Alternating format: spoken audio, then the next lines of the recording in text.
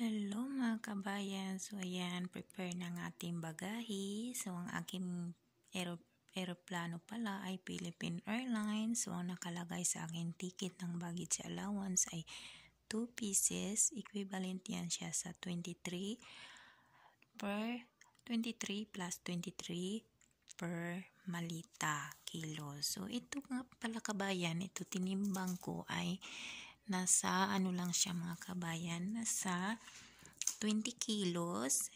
Yan. Ito po yung bag na medium, pangalawang size. At saka ito naman ay 18 kilo kasi medyo maraming damit dito.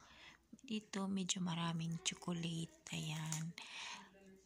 Actually, ginawa ko lang siyang 2020 ang aking kasi magpa-flight pa ako papunta ng Mindanao. So, ang allowance pala sa Mindanao, ang aking airlines naman ay Cebu Pacific. Ang baggage allowance naman ng Cebu Pacific is 20 per 20. Ayan. Actually, hindi siya free sa Cebu Pacific. Nag-additional lang ako ng aking bagahe. Ayan. Ito ang ating pangalawang travel pa uwi mga kabayan dahil tayo ay nakadalawang kontrata. Ayan.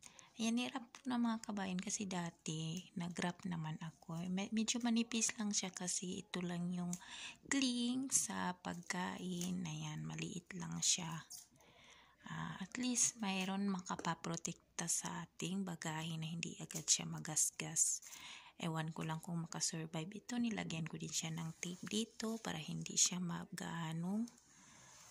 Baka mamaya bubuka ito kasi mumurahin na yung aking malita. Ang nagkakalaga ang aking malita ng 80 real. Ayan, 80 real ito. Ang aking nabili na malita dito lang po sa Riyadh.